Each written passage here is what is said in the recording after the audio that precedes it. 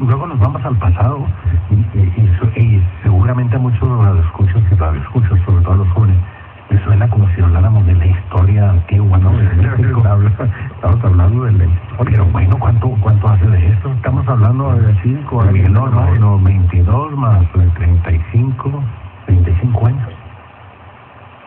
No, 88, 12 más 25 años, no es tanto, 25 años en la historia es un suspirito, un abrir y cerrar. Justamente en esos 25 años, 25, 30 años, se ha transformado dramáticamente el sistema político mexicano, de tener ese sistema donde la voz del presidente era prácticamente la voz de Dios, pues se ha transformado en un sistema donde el presidente ya no tiene todo el poder como lo tenía antes, la aparición de otras fuerzas. Pero es un declive permanente e inatajable, ¿no? Es decir, el desafío más relevante del siglo pasado, bueno, de la segunda mitad del siglo pasado, fue el movimiento del 68, ¿no?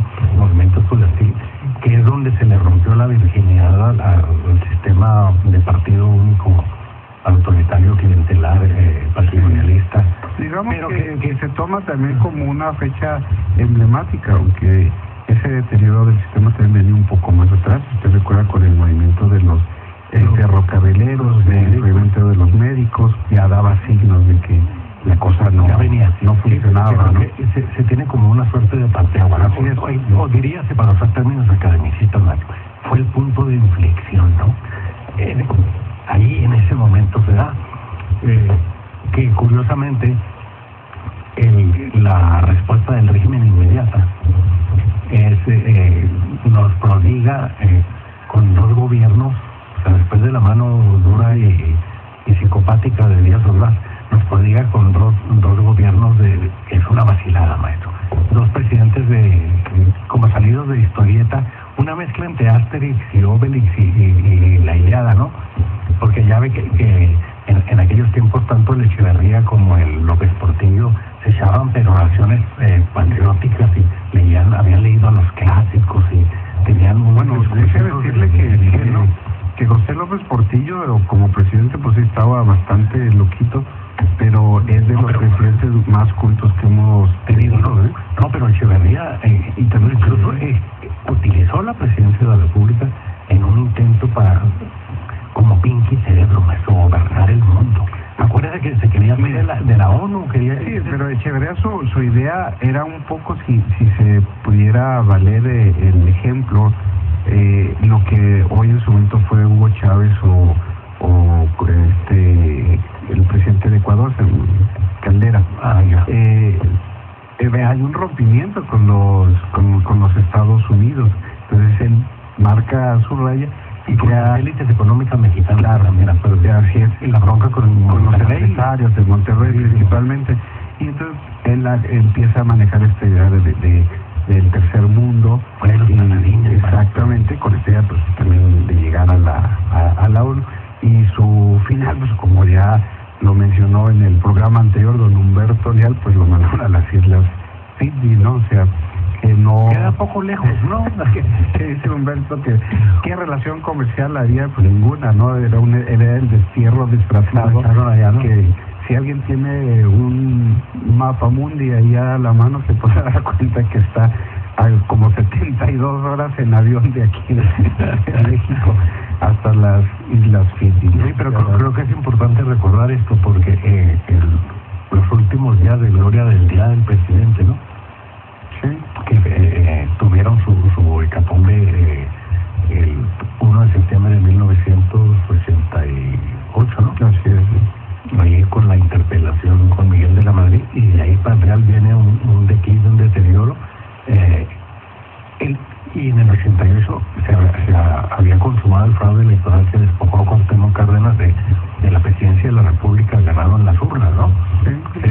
Se la robaron, pero entra todavía Carlos Salinas de Gortari, y para no quedarse corto con el presidente Luis Echeverría, nos brinca ya no del tercer mundo, a donde nos había ubicado como paladines de Echeverría, Lea, decía Lea, sino que Salinas de Gortari nos incrusta en el primer mundo y pasó a perjudicarnos la patria, ¿no? El vato. Pero viene todo este deterioro. En aquel tiempo los presidentes eran intocables. En los medios de comunicación no se podía decir gran cosa.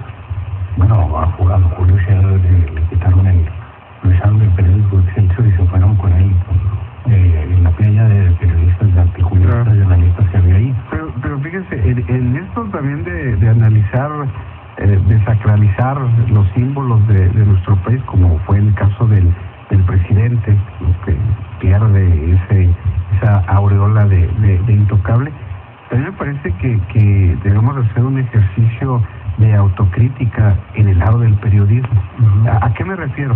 Me refiero a que, por ejemplo, dentro de esas figuras, y ojalá me pueda explicar correctamente, está Julio Scherer. A propósito de eso, no niego toda la trayectoria y lo que significa Julio Scherer para el periodismo mexicano, pero hay que decirlo también con todas sus letras, que cuando él estuvo al frente de ese Excelsior, él no dijo ni una palabra de la represión que ocurrió en el 68.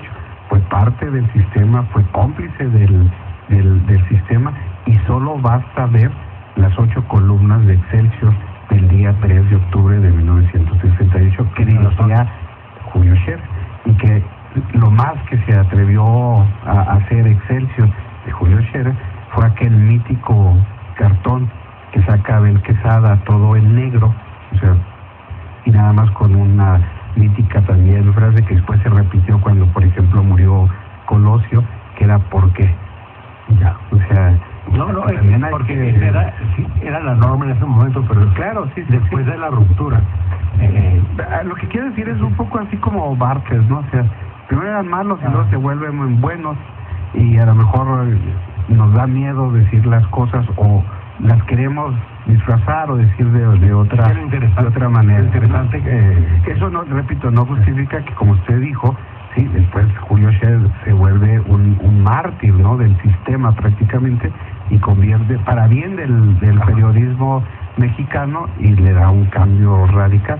Aún con esta relación con el poder, hay que decirlo también, pues Excelsior sí mantenía mucha distancia del poder, precisamente a la llegada de Julio Scherer, pero no en el momento, digamos, culminante de esa relación, no se atrevió a fue después, hasta que le quitan el periódico, ¿no? Así es.